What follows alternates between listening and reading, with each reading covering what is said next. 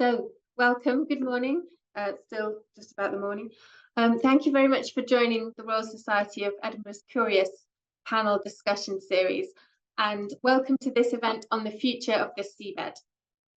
My name's Faye Hamill, and I'm a professor in English Literature and Canadian Studies at the University of Glasgow, and I'm a fellow of the Royal Society of Edinburgh. So I'm going to be chairing this session, which I've co-organised with Dr. Lawrence Publikova, who's here among the panellists. And today we're going to think about how humans have interacted with the seabed and how they're likely to do so in the future.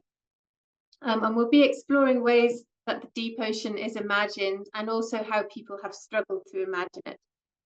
And we'll be asking, to whom does the seabed belong and to whom should it belong? And this event is hosted by the Royal Society of Edinburgh, which is Scotland's national academy, and its aim is to recognise and mobilise expertise from across academia, business and public service for the benefit of Scotland and the wider world. And if you've not been part of a Curious event before, this is the annual public engagement programme, and it has events in a whole range of online and in-person formats. There are still several days to run until the 17th of September. So at this point, I'm going to start the slideshow, which I'll be running throughout the presentation segment, and then I'll be taking it away during the Q&A. So I've already briefly introduced myself. I'm just going to add that this event is organised under the auspices of my current research project, which is called Ocean Modern, and it's about ocean liners in modern culture, including shipwrecked liners, which is where the seabed angle might come in. I'm just going to introduce all of the panellists now. So Dr. Lawrence Publikova is Senior Lecturer in English at the University of Bristol.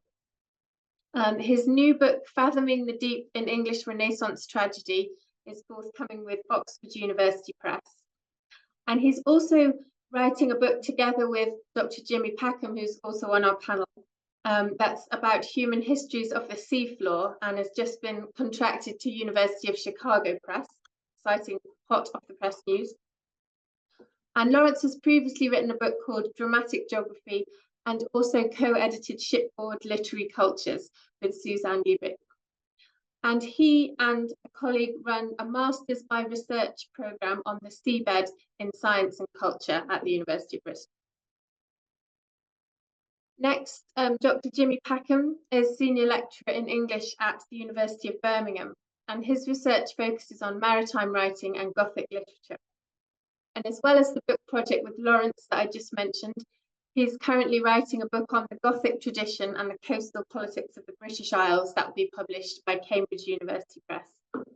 He's also a co-founder of the Haunted Shores Research Network, and he's published on American Gothic, Wales and whaling, and the deep sea. Thirdly, Dr. Sian Lavery is Senior Lecturer in English at the University of Pretoria in South Africa. And she's co-director of the Oceanic Humanities for the Global South Project. And her book, Writing Ocean Worlds, Indian Ocean Fiction in English, appeared in 2021. She's recently co-edited a book called Maritime Mobilities and Anglophone Literature and Culture, and also special journal issues on water, thinking oceanically, and reading for water. Next, Dr. Alexandra Campbell is lecturer in contemporary literature and environmental cultures at the University of Glasgow. And her current research examines interlocking forms of environmental oppression and resistance that occur within and against logistical infrastructure. She's now working on a book provisionally titled Poetics and Logistics, which examines the lived terrains and emergent grammars of struggle as conditioned by the logistics revolution from the 1960s to the present. And she's also written widely on hydropolitics and the blue humanities. Next, we will have Ross McLennan, who is a history curator working for Aberdeen Archives, Gallery and Museums. Since graduating in history from the University of Aberdeen, Ross has worked in museums in the Northeast, and he's currently in a team caring for the Council Museum's history collections. The main areas that he's responsible for are archaeology and maritime history. And being an Aberdonian, he's very proud to be involved in caring for an important collection relating to the heritage of the city. And then our final speaker, Dr. Julia Champion, is a research fellow at the University of Southampton. And her project investigates different communities' engagement with and representations of the seabed through culture, science, communication, and policy. It interrogates how these can influence marine governance and ocean justice, focusing on the current development of the mining code by the International Seabed Authority. And this is one of the sort of contemporary spurs for our panel, why we think it's such a relevant issue to discuss at this particular moment. In 2022, Julia was a Green Transition Fellow at the University of Stavanger, and she's published in a range of journals in the fields of area studies, environmental humanities, and energy history. That's quite a lot of information all at once. If you'd like to know more about any of us or our projects, all the names are on the RSC's events page where you booked, and Google will take you to a staff page at each of our institutions. I've just checked how easy it is to find us all. So I'm going to move on now to pass over to Lawrence. Great, thanks very much, Faye. So I'll dive straight in. We wanted to run this session because we seem to be at a threshold moment when it comes to human relations with the seabed, and our final speaker, Julia, as Faye intimated, will address this point more directly. What I want to get across in this opening talk is first how we got to where we are, that is to draw attention to a few other key moments in the human history of the seabed as a means of setting up and providing context for our discussions today. And second, I want to begin to answer what might feel like a question hanging over this session, which is why are there so many literary scholars thinking about the seabed? And it's with a few very brief thoughts in this area that I want to begin. If I could have the first slide, Faye, which focuses on this word fathoming. So this word fathom is one that's come to obsess me over the last few years for the reason that it can help capture what I take to be a slippery but undeniable truth, which is that how we think and speak about the seabed shapes our interventions in that realm. The word links the measurement of the seabed with knowledge making and comprehension. As a navigational term, its noun form denotes a unit of 6 feet, which is, as definition 3b on my slide indicates, used chiefly in taking soundings. That is, dropping a plummet into water to measure the water's depth, mostly to avoid shipwreck, but also as a means of orientation when others, like celestial or coastal navigation, are unavailable. But the word derives from an Old English term, fathom, meaning embrace. That is, it designates the roughly 6-foot perimeter of the circle you can make with your arms and body, or the length from fingertip to fingertip when you stretch out beyond a Zoom screen. A fathom, then, is quite literally what you can get your arms around, and the words move towards the more figurative meanings familiar to us today when it connotes something to do with comprehension or what you can get your head around, suggest a key relationship between, on the one hand, the seabed, and on the other, the limits of human understanding. The word is also significant, I think, in how it indicates the extent to which we rely on our bodies, on our subject positions, when measuring and making sense of the world. And this is, I think, another thought worth hanging on to as we investigate the human history of the seabed today. To move then towards a necessarily brief summary of that history, if I could have my second slide, Faye. So the basic question underpinning the political history of the sea as a whole is, can it be possessed?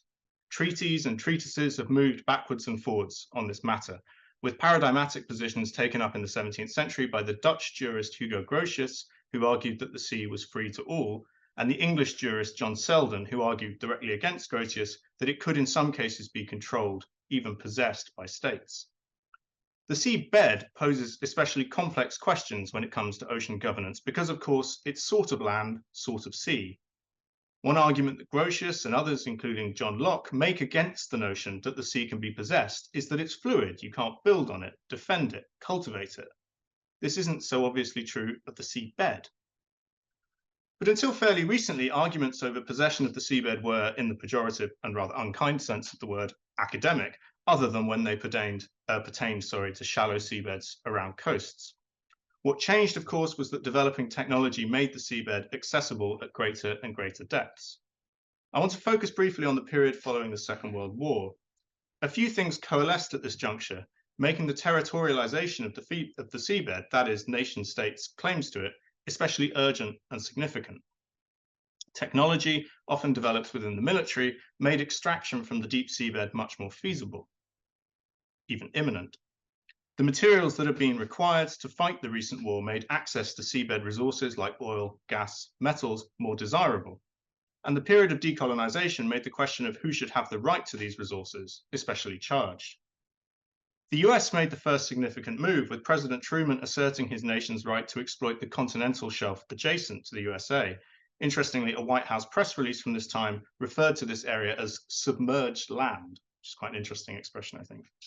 And this triggered a series of similar territorial claims. In tension with these was a position taken up most famously in a speech made by the Maltese ambassador to the UN in 1967, Arvid Pardo. He argued that the seabed should be declared the common heritage of mankind, an expression to which we might wish to return later today. In the context of optimistic claims regarding the mineral wealth that might be extracted from the seabed, it became a kind of testing ground for global politics. Countries from the global south, many of them newly independent, felt that the wealth on and in the seabed could become a great equalizer.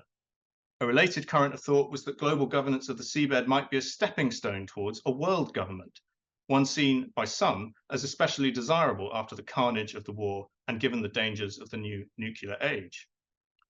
Eventually, a UN convention came to a sort of compromise. Nation states with coastlines could claim a large chunk of the seabed, around 42% of the global seabed, with the rest of it governed by a UN body already mentioned by Faye, the International Seabed Authority, which would provide licenses for its exploitation.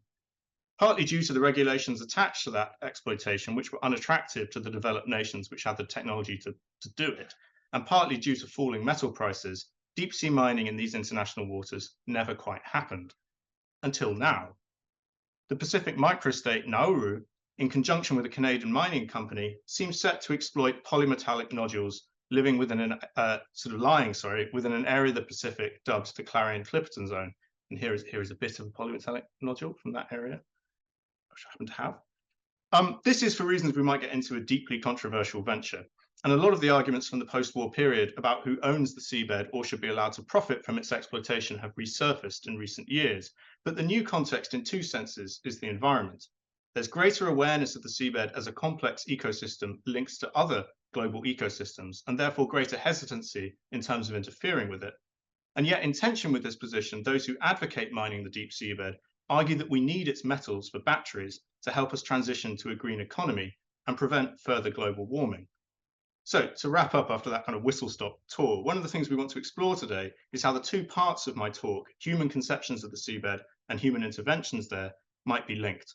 And on that point, I'll hand over to Jimmy, who will help us think further about the first part of that equation. Lovely. Yes, thank you, Lawrence, and thank you everyone for being here. I just want to pick up then on sort of some of Lawrence's remarks and sketch out some of the qualities of the seabed as they appear to us in the cultural imagination before handing over to our remaining speakers, who will speak much more elegantly about the political implications and ramifications of some of these things.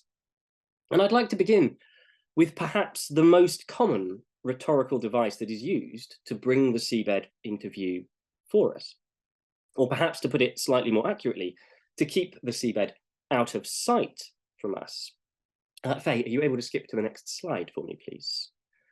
We know more about the moon than we know about the deep sea. This is an aphorism that almost all of us, I'm sure, have heard bandied about one way or another, the way in which the seabed and the deep sea and outer space, often the moon, but sometimes also Mars, are yoked together, as we emphasize perhaps the strange familiarity of distant space, and more importantly, the alien unfamiliarity of the bottom of the sea. So these are just a couple of examples drawn from American and British sources, and I'm less interested really in the debatable literal truth of such aphorisms, but I am interested in the way in which alienation and dislocation operate in this linguistic and imaginative framing of the seabed, and the ways in which this serves continually to reiterate our own separation from, our distance from, and even absence from the seabed itself. I'm sure we've all seen the deep sea episodes of programs like Blue Planet, who reserve their most sort of spooky sci-fi musical cues for the images of strange deep sea creatures drifting dreamlike across the screen. Such work posits the seabed as a deeply alien space, one which is essentially evacuated, not just of its human presence, but also of its human histories, the histories that entwine the seabed and humanity together. Whether that's the actual presence of humans, living or dead, at the seabed, or whether that's a more mediated presence, such as the deep sea cables enable. If we're all using the internet today, for example, chances are that internet connection is passing through cables along the sea floor rather than through satellites in orbit. And so one of the things that I think this work does is begin to make the seabed itself unimaginable, which matters insofar as the seabed is, for many of us, a site we can only really inhabit imaginatively. Very few of us are actually going to experience the deep seabed in any tangible way. So the work of imagination in constructing and bringing the seabed into view, as it were, matters quite considerably. And such rhetoric both participates in that kind of construction, this kind of rhetoric you can see on the screen participates in that, but I think also strangely undercuts it. This space becomes a kind of blank space on a map, a space we haven't yet filled in or haven't yet filled in enough. This in turn will, I think, have potent political ramifications around, for example, claims of ownership of the seabed. And as I said, I know some of my co-panelists will be picking up on that aspect of this in more detail as we go. But I'd like to wrap up my own brief section with a short glance towards an essay from an 1899 issue of The Spectator, which is on my next slide, by the late Victorian and Edwardian sailor and writer Frank T. Bullen. This feeling of alienation that I've mentioned is felt quite acutely here. But this essay on the seafloor also introduces a disconcerting note of horror into proceedings. For here, says Bullen, speaking of the seafloor, is truly the great unknown, the undiscoverable country, of which, in spite of the constant efforts of deep sea expeditions, we know next to nothing. Here, imagination may and does run riot. And in this second paragraph, he says it would be an awful country to view, this suddenly exposed floor of the sea, a barren land of weird outline, of almost unimaginable complexity of contour, but without any beauty. Bullen here is, in some parts, reiterating an outdated commonplace that the seabed is a region bereft of life. We know this not to be so. But what I like about this passage is the idea that the seabed is a space that we cannot really get our heads around, or perhaps, to return to Lawrence's terms, cannot really fathom. Somewhere we struggle to imagine, even as the resources of imagination are running riot, supplying the material that our knowledge lacks. And lastly, I really like the development of Bullen's prose in this article. He evokes Shakespeare's Hamlet in that first sentence with the reference to the undiscovered country, an allusion that he doubles down on when he describes the seabed as the true valley of the shadow of death. As a site of death and the afterlife, this puts a slightly different, perhaps more Gothic twist on the idea of the seabed as the common inheritance of mankind, as Lawrence mentioned a few moments ago. In the second paragraph on this slide, I think the prose that Bullen's using goes through some strange half repetitions. The undiscoverable country of that first paragraph has become the awful country, and the free reign of imagination has become the unimaginable. I end on this point because I think one of the most remarkable features of literary wranglings with the deep sea and the seabed has to do with the difficulties involved in getting this space to fit adequately into language. And this is perhaps quite a mild case of it here, but you might think of famous fictional sailors like Coleridge's Ancient Mariner, who sails on the deep sea and comes home with disordered speech. Or Herman Melville's Pip from Moby Dick, who has a vision of the seafloor and appears to lose the ability to speak conventionally. Or more recently, the strange voices and disintegrations encountered by the submariners in Julia Armfield's Our Wives Under the Sea. As these literary examples suggest, the deep sea is a space that seems literally difficult to speak about, a space that disorders language. Or to put it slightly differently, that demands imaginative reconceptualizations of how something like language itself might work to better accommodate the deep sea. And I'll end there. Thank you. Hi, thank you very much, Jimmy. That's a perfect jumping off point for me, jumping in. I want to start, so Faye, with the first slide, with a scene in this novel by the Kenyan author Yvonne Adhiambo Owuor. It's a scene about halfway through the novel where a young woman named Diana, she's from the island of Pate off the coast of Kenya, and she's being transported as a passenger on, as one of very few passengers on a massive container ship from East Africa to China. She's been granted a scholarship to study for complicated reasons, and they're taking this kind of an anachronistic voyage across the Indian Ocean. There's a storm, a massive storm, and the next morning, some of the containers on board the ship appear to be bleeding. And although the containers are labeled scrap metal, they apparently are found to contain instead wildlife smuggled out of the Kenyan port as part of the very extensive illegal wildlife trade in the Indian Ocean, including lions, leopards, pangolins, zebras, and gazelles. So next slide. The captain makes the decision not to hand the animals over to smugglers, as he is then told to do, but instead to throw the containers overboard. And I've been thinking about this scene as a kind of whale fall. And whale falls, we know, are the substrate of a whole seabed ecology of opportunistic species. But here instead it's this kind of lion fall or pangolin fall, which is partly facetious, but points to the way in which the novel imagines these kind of charismatic megafauna of African land animals mingling with the whale carcasses, bone worms, and hagfish at the bottom of the sea, bringing the two into a kind of gory proximity. Throughout the rest of the novel, the main character also repeatedly hears spirits calling from the bottom of the sea. So that's the second paragraph on screen.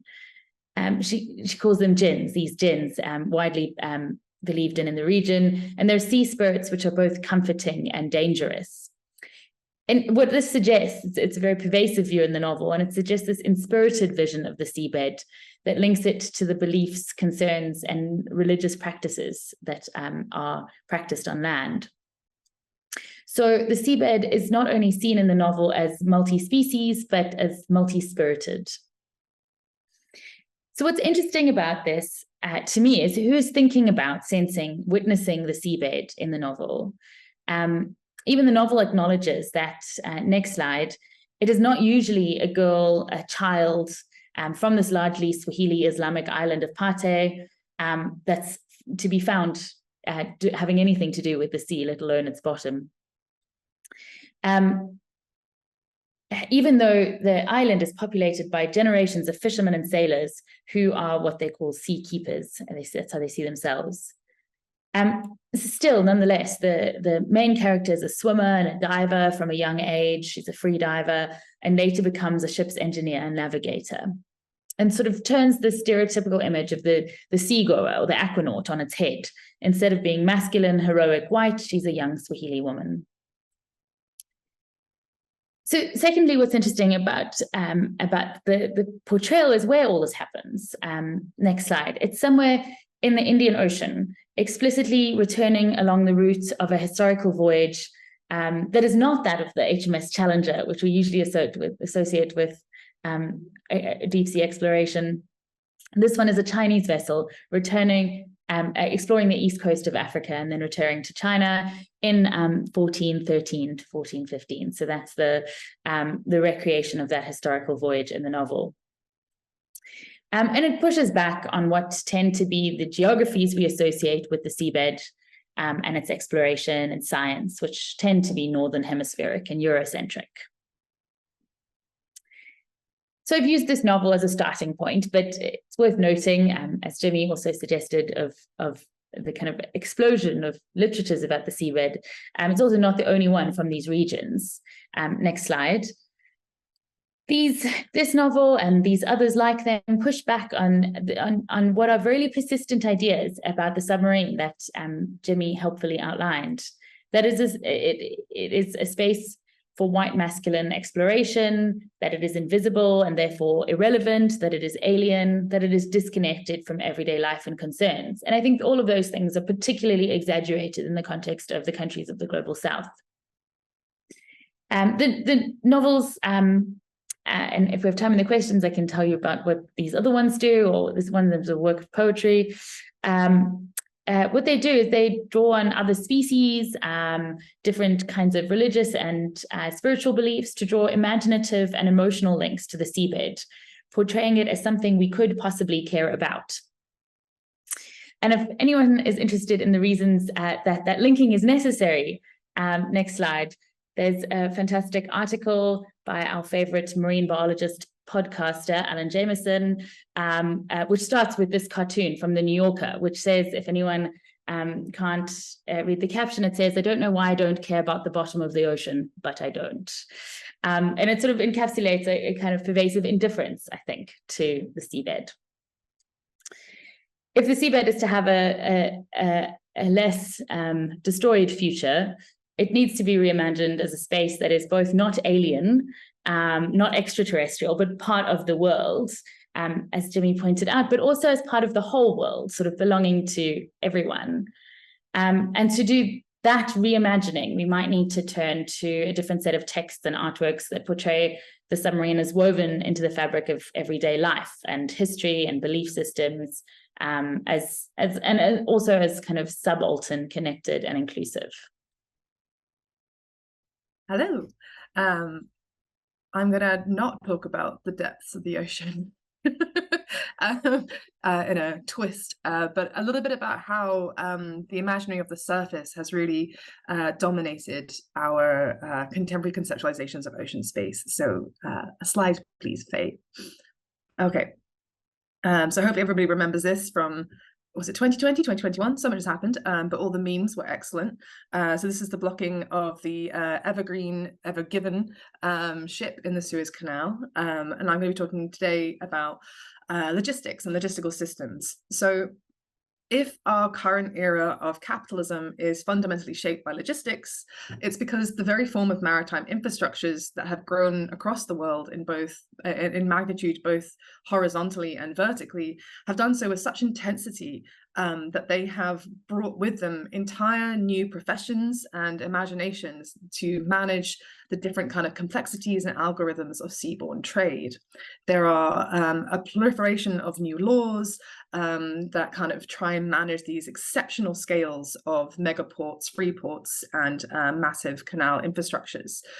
So today, what I want to try and do is to dip a toe into the logistical imaginary with you all, and think a bit about how logistical systems have forced us in the kind of last 50, 60 years to read the ocean in very particular ways, and hopefully pick up a little bit on what Lawrence was saying earlier in terms of how our conception of the ocean really feeds into modes of interception, right? How we see the ocean can kind of dictate forms of governance, different modes of extraction, and labor relations.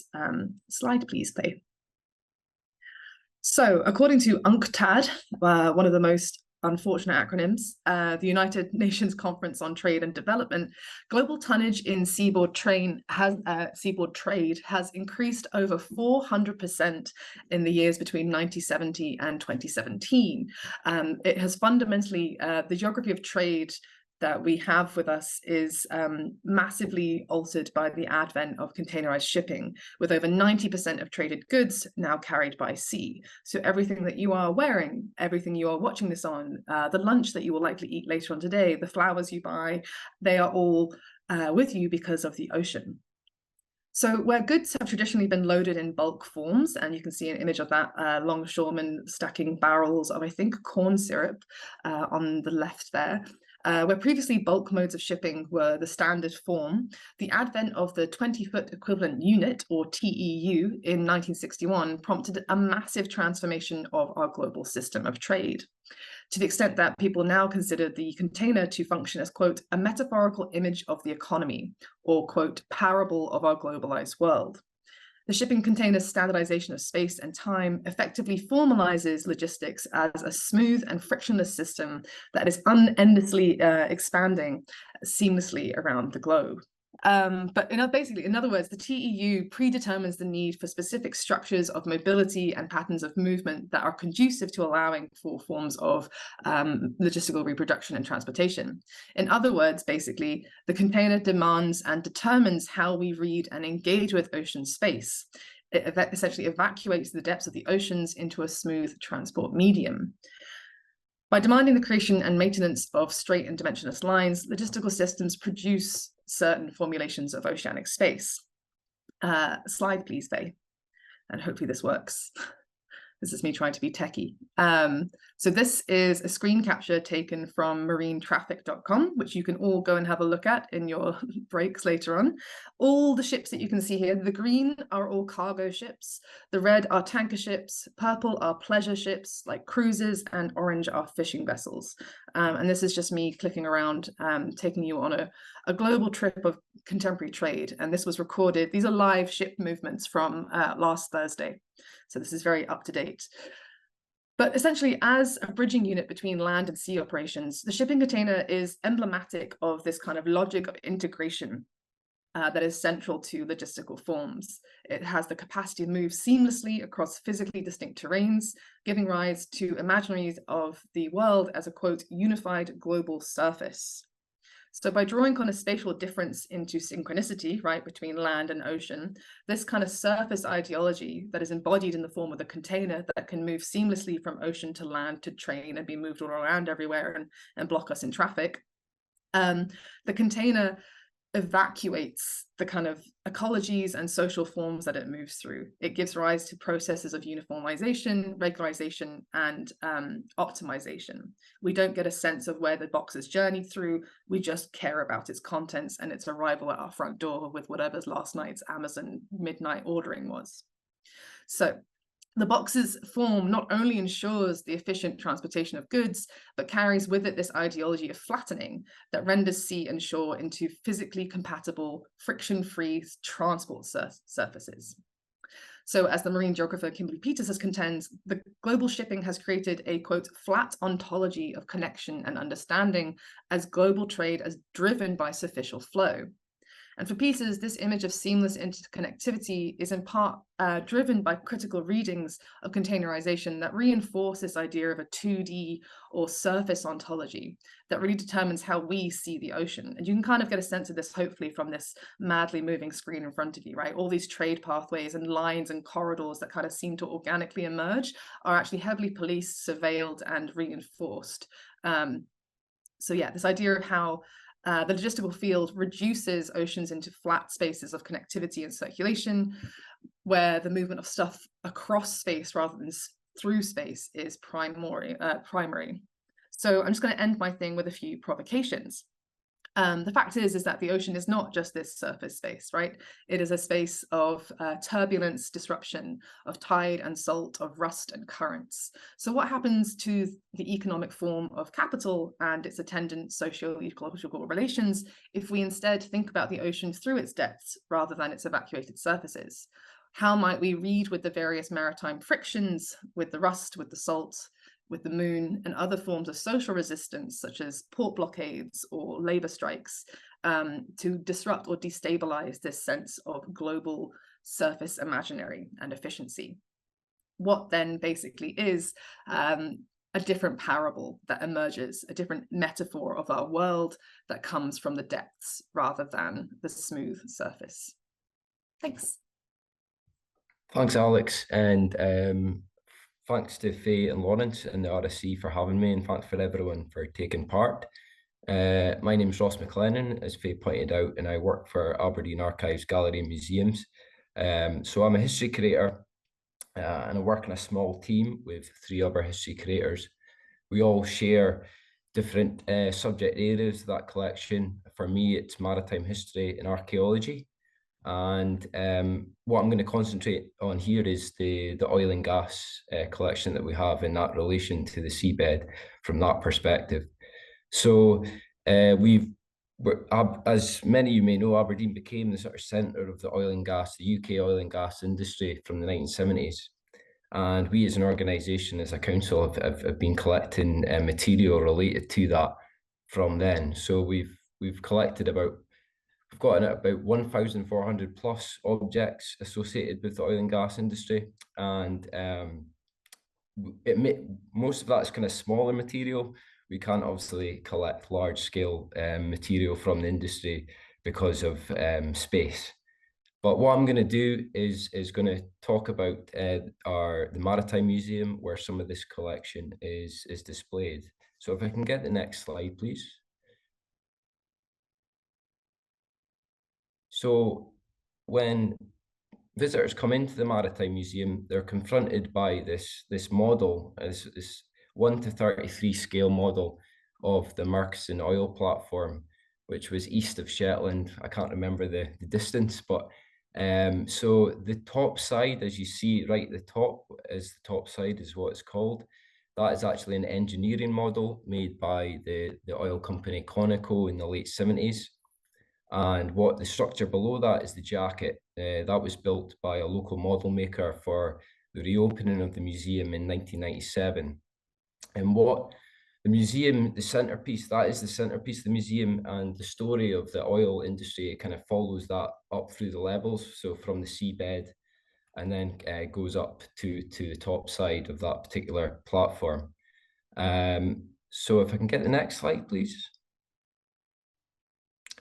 So first section looks at working underwater and the North Sea environment.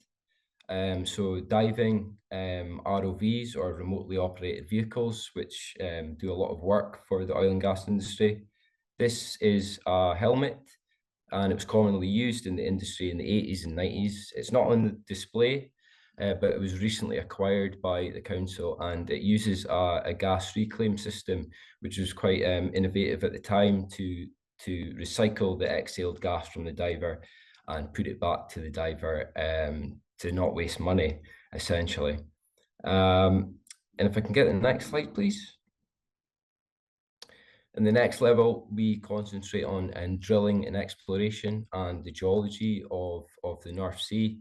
I'd like to point out the sort of map. It's like an interactive map, and what we do, it maps the fields that are currently there and the piping network. I find it quite fascinating to sort of like, understand the complex nature of the structures under the sea and on the seabed. Even when I'm walking my dog to the west of Aberdeen, I see signs that say like Shell pipeline, oil pipeline warning. So it just kind of brings it home, like the piping system that's like running from the seabed from these structures and going on land, making landfall and getting pumped down to like refineries such as like Grangemouth in the centre of Scotland. Yeah, if I can get the next slide, please. And then moving to the top, we speak about life offshore and also decommissioning, which is the sort of end of production and the end of the end of a life of a field. This is not in the museum as well, but it's a large object that we collected from the decommissioning of the Brent Delta platform. It's the identification panel that was on the side of the platform, and all platforms have these identification panels. And what's interesting about Brent Delta is when the top side was actually removed during the decommissioning, and Shell, who were operating our own Brent, they basically decided to leave the reinforced concrete legs in place. They deemed it too unsafe to remove. So it's my understanding that they're still in the sea. They were capped, and basically a navigation beacon was put on top. It just goes to show that at the time when these structures and this infrastructure was being laid, there maybe wasn't an immense amount of thought being put onto the ending of these structures. And this is what governments, companies, workers, and us as a population as a whole, this is what we're really dealing with. So yeah, that's basically a whistle-stop tour of the Maritime Museum. Going forward, we need to collect and concentrate on the renewables. That's something that we really need to focus on and tell that story in the museum. It's a fascinating history, And I have to say, it's really complex and it's quite oblique. And being a museum professional and trying to relay that to the public is a challenge. Trying to find the information, the correct information, and trying to tell that story is challenging. But it's very fascinating. So thanks. Hi everyone, hope you can hear me all right. Thank you, Fan Lawrence, for having us all, and everyone for your brilliant sort of presentations. I think there'll be a lot of echoes, and I'll be referring to those. And just really excited to also hear all the discussions and questions that will happen. I'm bringing here now today more questions actually to answer, so I hope there'll be a lot of interest in questions or even answer from the audience. But I'm quite interested in elements that a lot of you have mentioned already, issues pertaining to the territorialization of the sea and how we talk about the seabed and the ocean, which was mentioned by Jimmy, Shaw, and Lawrence, but also Alex, as you talked about the surface, and now there's a flattening there. And so the question I'm interested to think through today, and I don't think I'm bringing an answer, but to think through with all of you today, is what does the seabed have to say about the future of the seabed when it comes to deep sea mining? Something that Lawrence has already fully sort of laid out in his introduction. So maybe if we could go to the next slide, please. So I'd like to talk about the International Seabed Authority, this body that Lawrence mentioned, which is a UN-like body whose headquarters are in Kingston, Jamaica, in the Caribbean. Where it's quite a complex body, how it's organized. So I won't go into details in that, but happy to answer some questions or direct you to where there'll be even better answers. It's a UN-like body that essentially has authority over all the sea and the seabed that is outside of any country's jurisdiction, or what is called also the area. If we could go to the next slide, please. Which in the law of the sea, the Convention of the Law of the Sea is defined as the area, means the seabed and ocean floor and subsoil thereof beyond the national jurisdiction. So deep sea mining can mean many things and can happen in also quote unquote territorial water, so people's own water, but I'm interested specifically in the deep sea mining that Lawrence also mentioned in the Clarion-Clipperton zone, which you can see there on the map on the slide, which is between the Pacific coast of Mexico and Hawaii. And there in particular, the kind of mining would be the mining of polymetallic nodules. There's a really interesting video if you go on YouTube and type MIT deep sea mining. You will find this video that is supposed to show us what deep sea mining would look like once the technology will fully be terminated or finished or developed. And essentially a machine will come and suck all of these polymetallic nodules that lie on the floor. And what I'm interested in is how the language that is happening in this regulatory framework that the International Seabed Authority is putting together specifically tells us the sea as being a specific territorialized space. So could we please go to the next slide? A lot of it is based on these ideas of what is a territorial water, a territorial sea, or economic exclusive zone, and where the high seas begins. Throughout all this language, there is a narration of the ocean and the land as specifically separated spaces, which is already something that doesn't really work on land when we think of under the soil or the atmosphere, but it becomes even more complicated in the sea, where different movements, or as Alex told us, turbulences and friction move around different things. The sea doesn't really stop at a certain point. And in these discussions, could we please go to the next slides? Okay, where all these different country representatives meet in a room that could be anywhere in the world. There are a lot of discussions of how do we create this mining code? How do we mine? How do we talk about what do we do when we mine? And interestingly, recently, first in March and then June 2023, the new BBNJ Treaty, Biodiversity Beyond National Jurisdiction, was developed, which talks about the ways in which marine life should be protected in the sea outside anybody's jurisdiction. And one would expect that that kind of discussion would be sort of brought in the mining code, because obviously we're talking about the same space in a certain way, the beyond national jurisdiction. And usually international treaties have a tendency to harmonize, or should, because countries are signatories of both of them. But interestingly, as the BBNG treaty is sometimes mentioned by the people in this room that you see in the picture, other countries reply, well, that's not really relevant. It's about the water column, and we're talking about the seabed. So we have this really interesting divide between the bottom, the seabed, and what happens above it, as if they were separated.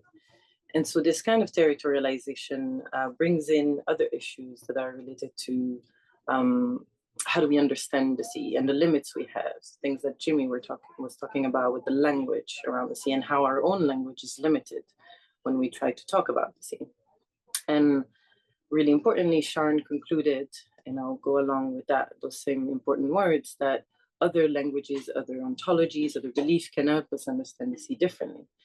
And so I'm going to conclude by thinking about this room that you see in the slide, where all the countries are sitting in a semicircle in front of the ISA Secretariat. And you might notice at the back, further down at the end of the picture, there is a line of people, and those are the non-state delegates. So they can be activists, they can be scientists, they come with different groups.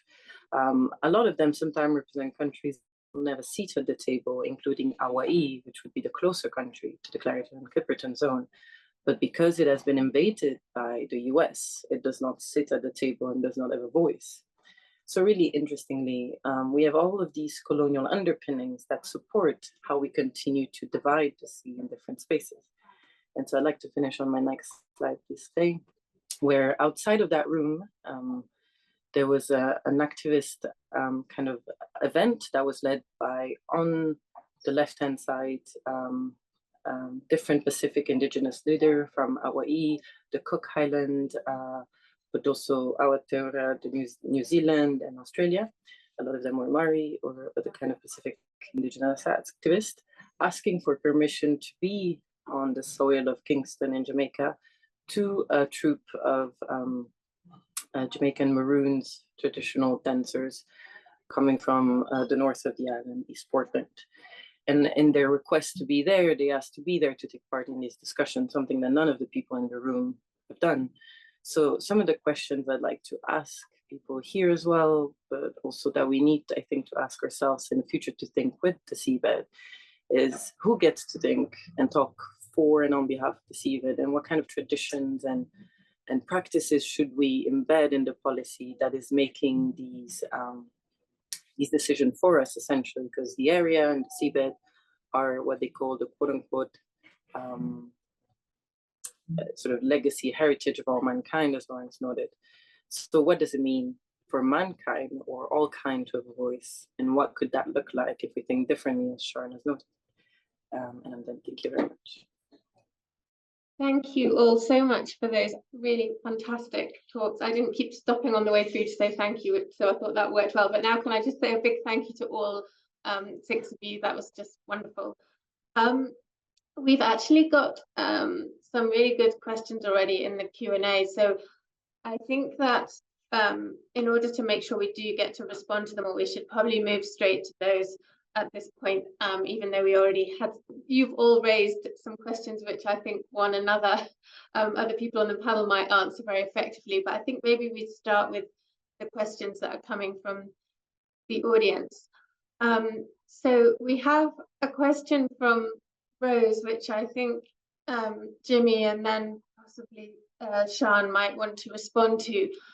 And Rose is asking, do you think the seabed would benefit from a cute figurehead in the way that the panda has benefited regions of China? Which is a brilliant question.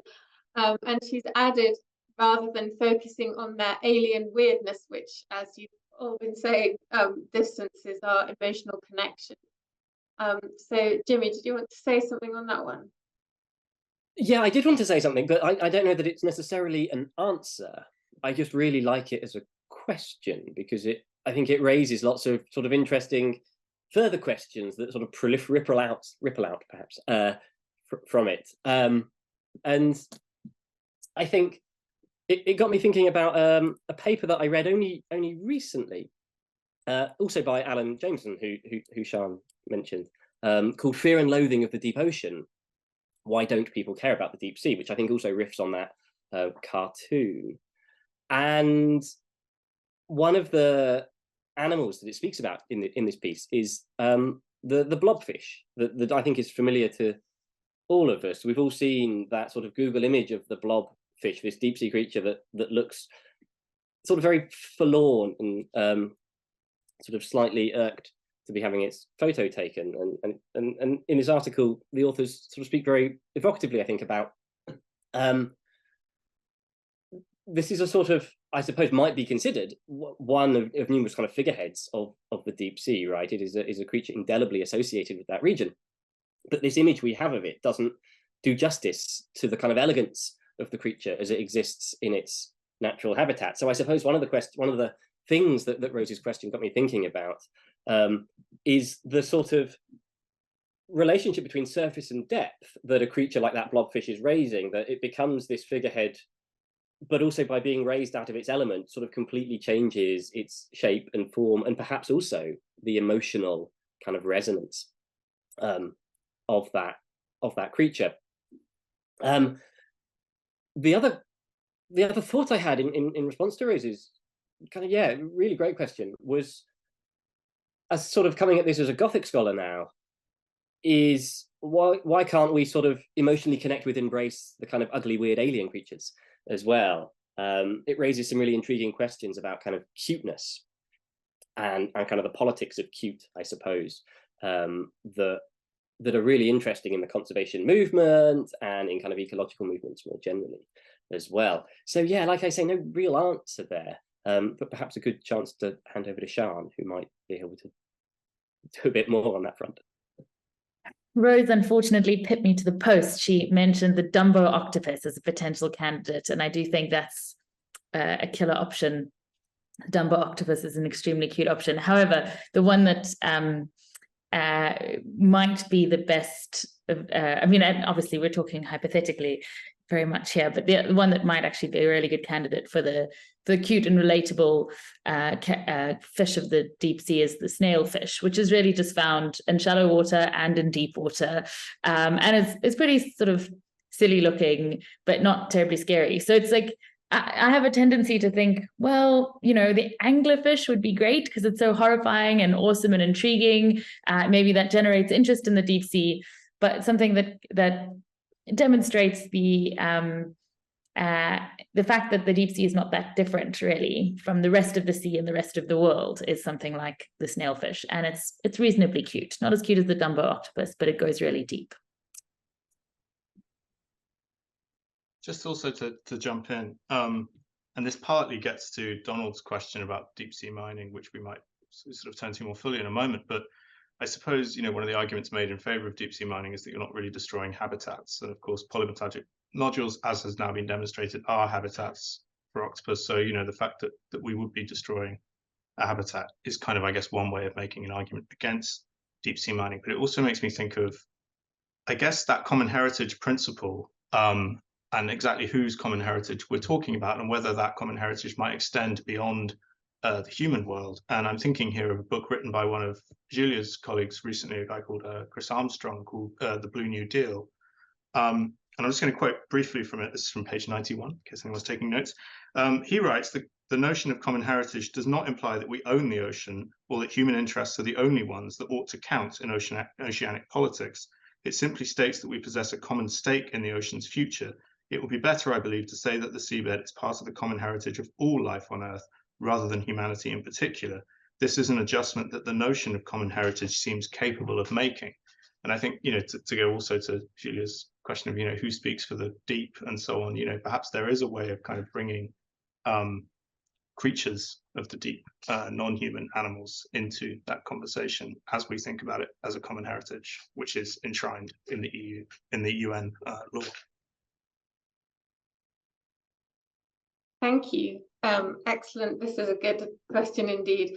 And I think I will just move on to the question of, does deep sea mining create more or less environmental impact than mining on land, from Donald, which does seem like a really crucial one. And I think Alex is offered to start off on that, and maybe Julia afterwards. So yeah, thank you. Thanks, Faye. I'm also going to just bring in Fiona's question about the disposal of future rigs as well, because I think combined together, this to me, this is just a question about transition and energy transition and the ways in which the ocean is kind of in many policy documents, and particularly the EU vision, I think 2021, 2020, if we're throwing around dates, the image of the blue revolution, as it's so called. You see this often, that the ocean is being figured as somehow a sort of silver bullet for climate change and net zero targets, right? Where the ocean is kind of interestingly being reconfigured away from terrifying narratives of sea level rise and flooding towards a hope site for the continuation of, quite frankly, of like capitalism, petrocapital formations that we currently have, which is a real problem. So what I think that both these questions are really touching on is the supposed greenness of turning towards the blue, right? And trying to critique that quite clearly and quite cleverly, I think, because there is a real problem with how we are transitioning in terms of technology, but not necessarily transitioning in terms of our cultural representations and cultural understandings of energy usage or carbon emissions. And I was speaking with a community energy cooperative last week, where apparently even the UN itself is starting to move away from carbon zero or net zero as a narrative for their policy making, because net zero, with its kind of very kind of terrifying and strict time regimens of we must achieve net zero by X or Y date, puts a massive almost like frontierist attitude into how we're perceiving green transition, right? It's like we need to achieve net zero now, therefore it excuses modes of critical mineral extraction that actually have quite a big carbon footprint or massive justice issues, right? So the recent finding of huge phosphate deposits in Norway are near and adjoining to Sami territory. There's a lot of problems here in terms of how critical minerals are being presented to us as a quick and easy fix for the transition that we all need. But actually what's being continued is just the same relations structures of all time. Effectively, yeah, that's how I wanted to kind of frame those two questions together, about basically just a question of, I guess the narratives and the ways that we think about energy transition and the solutionism that the ocean provides to us. But I feel like Giulio has thoughts on this for sure. Yeah, no, I think from what Lawrence has already sort of noted, and Alex, the ways in which we talk about green transition is really crucial here. The idea of a just green transition is something that I'm really interested about, because we often forget to ask just for whom. I think often with deep sea mining, we also think that it will just be this, grabbing a few polymetallic nodule far away from everybody's land, really deep in the ocean. But it's not that simple, right? You need to have a ship that goes all the way there. You need to build all the equipment. As the modules get picked up, you also release sediment. Nodules are habitats for a lot of species, microscopic species, and all the sediments that travel, depending where you release it, at the surface or in subtidal zones, might travel very far, and depositing itself on different seamounts or spaces might kill other species. So there's all these different scientific issues that we don't really know as much about, but we also need a ship to travel there, and we know that shipping is the noise and actual pollution, so the petrol pollution, but we then also need to bring these polymetallic nodules somewhere, open them up, and get all the metals inside, and that is extremely energy inefficient, energy costly. So we have all these different elements. Who is going to build these batteries, and who is going to transform them? And all of these issues also sort of have their own pollution that we don't really think about. So I think when we think about the mining impact, there's these we don't know about, and then there's those that are also very specific to all this little link in the chain. And I think so that's a really good question, Donald, that you brought up, because the science part of it doesn't fully know. And that's what I've been told by scientists when I go to the International Seabed Authority, that it's hard to have the proper threshold to decide what is dangerous now, because we just don't know as much about the seabed. And I think that's an interesting question that can also link back to what Lindsay was asking about the cultural representation of the seabed and popular culture. I think deep sea mining itself has had its interesting representation in very recently in a movie called Underwater, with I can't remember who made the movie, the producer, but Kristen Stewart, I think, is the main actress, which has this really interesting echo with all the Alien movies, because there's the ship-like space where you're blocked in, and then they have to walk on the seabed and walked in these suits that look a lot like astronaut suits. And obviously, anywhere you would go in the seabed outside of a proper submarine would crush you with pressure. So there's all of these different issues. But very interestingly, I think this movie, as Jimmy might have more to say about, really is part of a tradition of Gothic representation of the ocean, where by mining too much, too deep, then a monster has been released that is destroying the mining space. So that's kind of these ideas that then come back. So there is a certain also anxieties over these discussions that are very justly there because we're not sure what it means and how it will happen. So I think there are just many elements that are hard to pinpoint. I'm just going to jump in again because I realized I didn't actually talk about wind turbines for Fiona, and I have thoughts on wind turbines and a book recommendation. So Fiona is asking, the disposal or future, talking about disposal of oil rigs reminds us that there will soon be a great many wind turbines being replaced. What will happen to all of them? Will the disposal of them be green?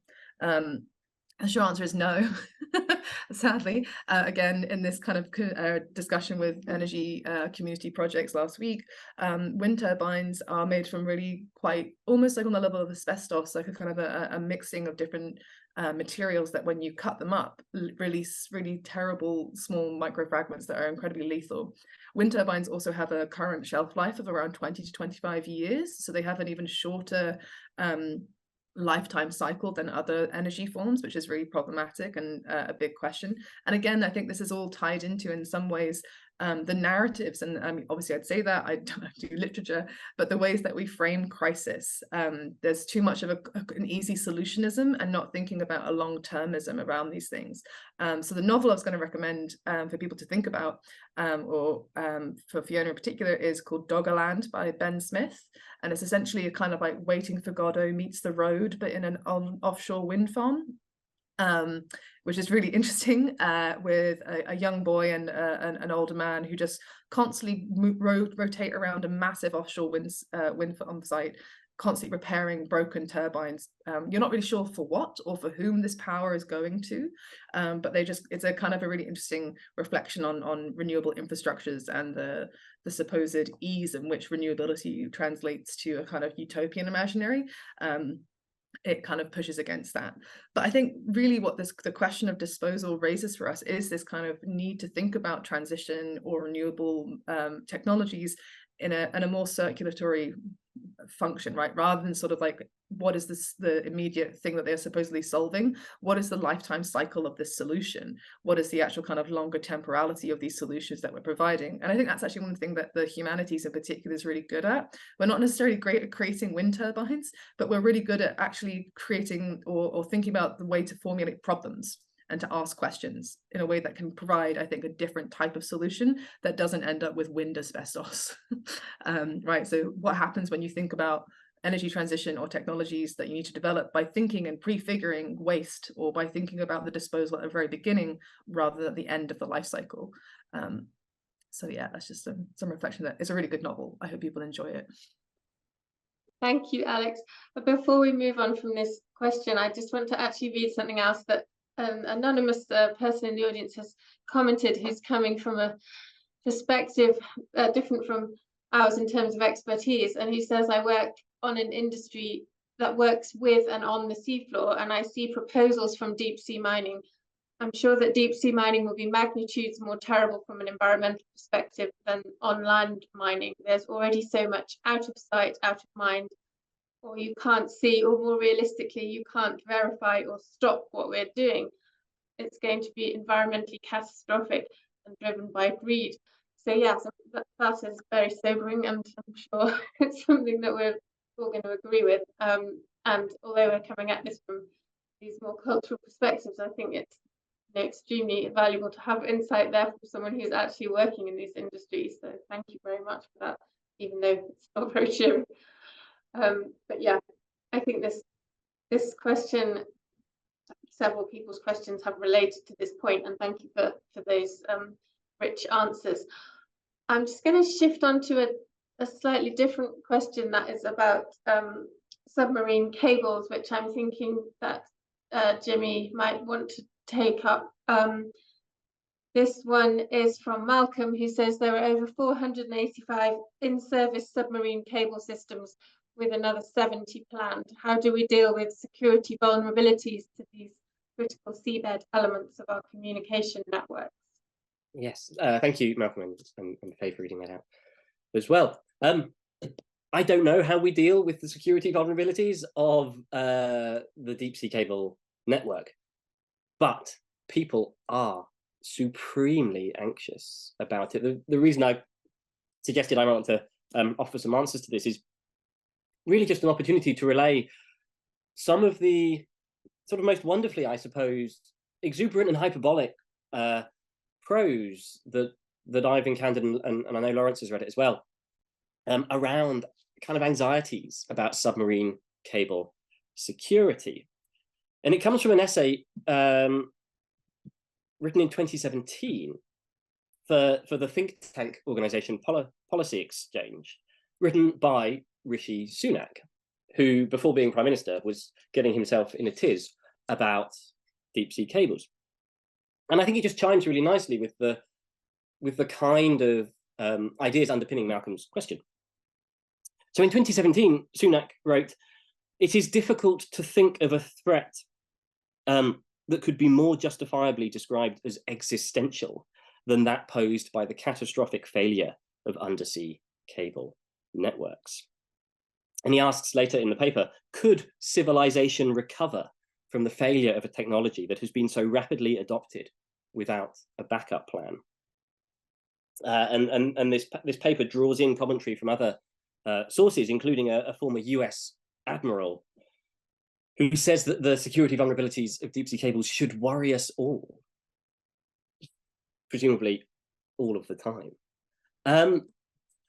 So I don't know how we deal with those vulnerabilities, but I find this sense, I suppose, both of an acute awareness of that vulnerability and a kind of flapping about, unable to kind of do much about it, either in terms of preventing what we might think of as kind of international espionage or international or kind of other nations tapping into severing deep sea cables, but also as we've seen over recent years, right? Tonga's deep sea cable being severed through natural disaster as well, and those security vulnerabilities that open up when the kind of workings of the natural world or the non-human world sever those cables. I find them really, really interesting for the way that the discourse around them develops.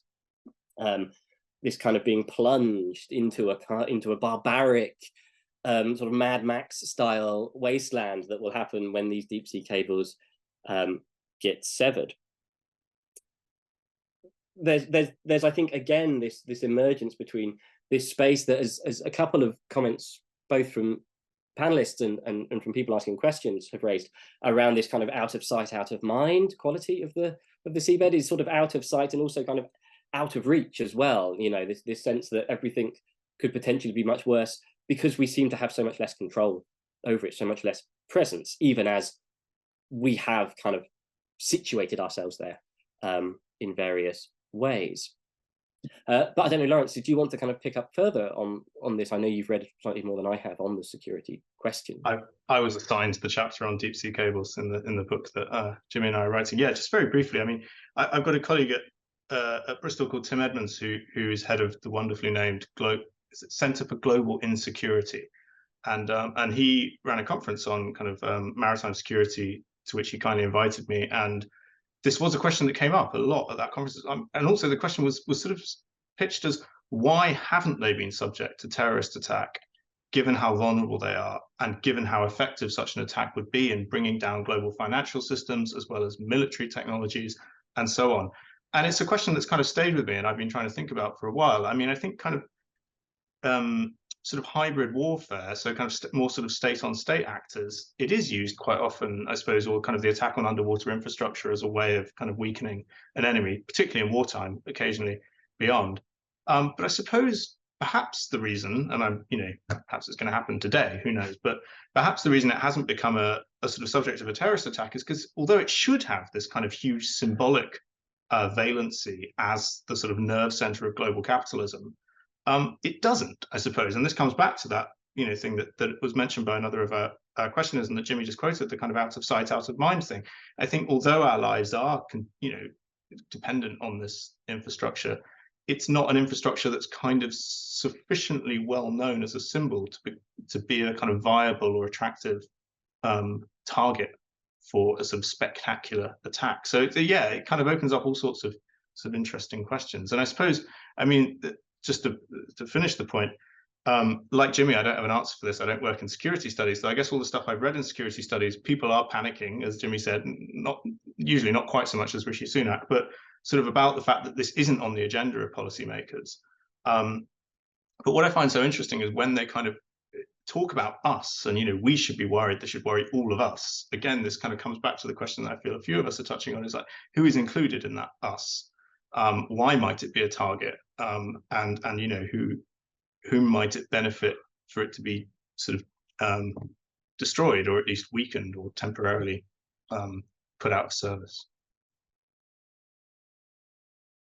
Thank you very much for those. I will turn to a different question from Azra, which is, why has the water column not received attention from the historical investigators?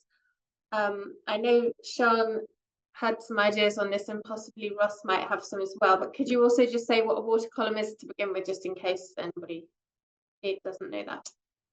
Yeah, thank you. And I also wanted to link this to the another question that came up quite a bit earlier, which is, where do you think the schematic maps of Heason and Tharp fit into the story in terms of understanding what the deep sea floor looks like?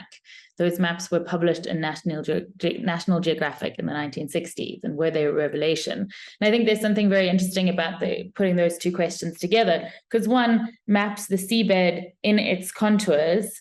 It's a very beautiful map, very aesthetically pleasing map of the sea floor, produced by Mary Tharp along with Heason. So it's kind of got this feminist history. There's quite a strong feminist history of deep sea exploration and science. So that map is the kind of contours of the bottom of the sea that look a little bit like the contours on land, familiar, territorializable, whereas the water column is the full volume of water that rises above the seafloor to the surface of the sea. And one of those gets much more attention than the other. And, this panel, we are talking about the seabed, when mining companies named things like deep green and other greenwashing style names want to mine the seabed. What they do is to try and say, okay, look, we're going to mine this seabed, but it's kind of far away from us. It can't hurt any people, and we won't use dodgy labor practices like they do in Africa, but often ignore the water column, so the effects on the water column, or don't draw attention to that. The water column is mostly a lot of what's affected by deep sea mining, through noise, through plumes of sediment, through just being mixed in ways that it's not, you shouldn't be, or isn't used to being mixed. So the water column gets kind of intentionally overlooked, I think, to a large extent, by players that want to emphasize the kind of two-dimensionality, the pleasing and relatable two-dimensionality of the seafloor. And I think things like the Heason and Tharp map feed into that. Or even though it's it also sort of speaks at a different angle to the importance of aesthetics in how we represent the deep sea and the deep ocean, and to Lindsay Kroll's question about both bad and good representations of the deep sea in popular culture. So just one more thing is, there is an analogy with marine biology that that it's much easier to catch samples of creatures on the seafloor, because it's again two-dimensional. You can kind of trap them against something, and there's only one layer of space in which they can be. It's much harder to catch animals as samples in the water column, and so there's just a lot more knowledge actually about what is called benthic ecologies, as opposed to pelagic, so things that float around in the water column. And there's something, I mean, Steve Mentz, a lot of other scholars have written about this, that we find it, our landlocked human brains find it much easier to approach questions of the seabed than we do of the three-dimensional, turbulent, borderless environments of both sea and air. So those kind of three-dimensional spaces are really hard for us to approach, I think, and that does make them potentially vulnerable because of the out of sight, out of mind nature of the water column that we've all talked about a bit. Did you have anything on that one, Ross? Well, I can't really add anything.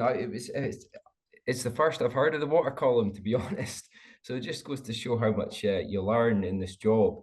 But what I think is adding to that in terms of like the oil and gas industry, I suppose water is just a barrier to the exploitation of the seabed, particularly from the oil and gas side of things. When the UK offshore oil and gas industry started in the 70s, a lot of the companies, were American, and they were taking a lot of workers from who were used to drilling for oil on land in Texas. So it was a bit of a Wild West kind of environment out there, and the engineering skills that were being developed were quite complex, and it was just it was a case of the water was just that barrier and it was just a barrier to the engineering. So there was a lot of engineering ingenuity happening in the North Sea, because it's like a really hostile environment. I suppose people from the Northeast or Scotland or the UK as a whole and around the North Sea, fishermen, for example, they're used to that, and they know the power of that sea. But a lot of people, that was their first experience of working out in those conditions.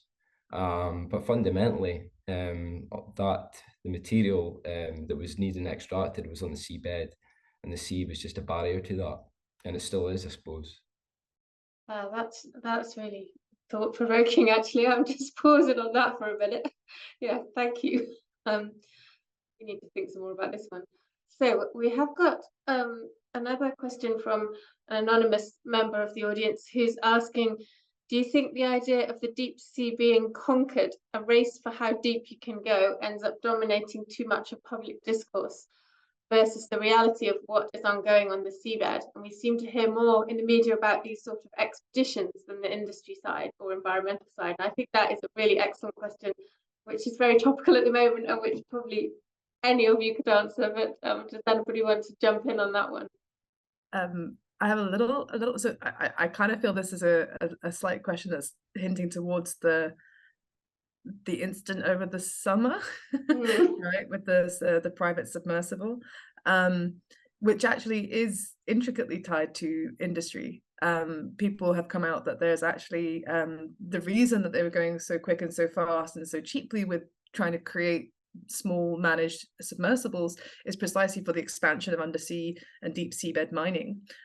So one of the problems again with this kind of question of timescale and crisis, the framing of crisis as something that needs immediacy, can actually really drive this idea of like blue frontierism in a lot of kind of scary ways. So yeah, the idea that every company who's going to be driving for minerals and critical minerals is going to be investing in these small submersible pods. It was actually a bit of a tester, which went catastrophically wrong, and caused a great range of various memes, of which people can have their own opinions on. But yeah, I know there's definitely an interesting thing about this this ideology. I mean, there's a lot of stuff written out there about, I think, was it both. But who was talking about space? Everybody's been talking about so many great things. I keep merging them all together. But the space race, right, is actively modeled on the ocean, and then the oceanic space race in lots of ways. So I don't know, maybe someone else has some thoughts about that. But the idea of the race for the deep is always in some ways mapped against a race for other kind of like technological superiority, for sure. Yes, I just wanted to just add a couple of things to what Alex was saying. There's actually an oceanographer called John Copley, who some people might know about from his sort of science communication work, but he's also at the Knox in Southampton. And he actually wrote a short article with an online journal called The Conversation. So people are interested about that. It's a really good one to look at, where he talks about this idea of what this story over the summer might influence in what we understand as exploration of the ocean, quote unquote exploration of the ocean, which is very different from what science sometimes does. And I think what Alex is really rightly pointing towards is also the very different scale of science versus industry, the speeding up that industry requires for these questions of emergency, but also because that's how money is made. And I think one thing that's really interesting in that is that we sometimes forget that a lot of these speeds and emergencies discourse are also very much related to market shares and market fluctuation. So a lot of the company who really push for deep sea mining, like Deep Green that Sharon mentioned, who's now called the Metals Company. It's a company that's changed name 3 times and it's gone bankrupt every time as it changed it. And a lot of the rhetoric to me really tells us that it's a game of speculation, and through these speculation you earn a lot of money, and much more money that you would make with actual deep sea mining. So whether these exploration need to actually take place is also secondary to what the stories that can be told about them does in the market share space. At the same time, science takes much more time to collect samples and study them and go through them. So we have all these different temporalities that I think are quite interesting in this conversation that the anonymous attendee mentioned when they said conquering, right, which is itself come from a much longer history of colonial practices of conquering a space that is empty and, as Alex said, can be a frontier rather than being full of life and complexity.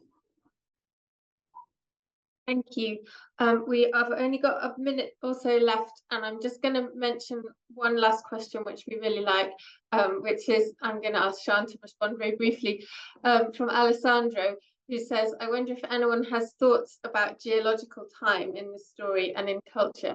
The deep seabed was once land and mountain peaks were once the seabed. Do these feature in various cultural forms and stories? Yeah, it's really pertinent. I'm actually sitting in this incredibly landlocked place in Pretoria near Johannesburg in South Africa, and this is like in the middle of the continent, and it was once a sea. So that's why it's actually a place of lots of land mining, partly because of the impact of the geology. But if Amitabh Ghosh has written about the fact that culture struggles to understand the scalar, like just massive scales of climate change because of like the way that the forms of realist fiction work, for instance. I think in similar ways we struggle to understand the deep sea and its kind of scalar implications. I think it has those similar temporal scales, and I do think that is partly why there is an absence of cultural forms about the sea and the seabed. Great novel that thinks a bit about this is J.G. Ballard's The Drowned World, which I'd highly recommend.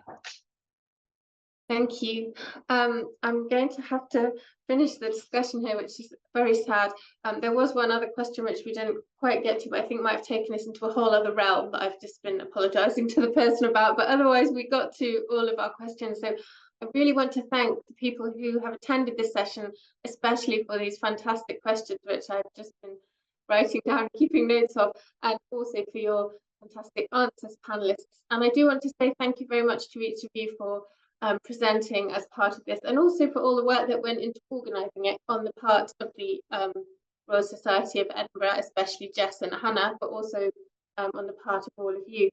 I do want to mention as well that there are lots more events coming up between now and the 17th of September. Thank you very, very much indeed. It's been great to have 60 people attending this session. It's been really exciting and stimulating. So I know that we'll all suddenly disappear in a second in a clap of smoke. So thanks very much, everybody.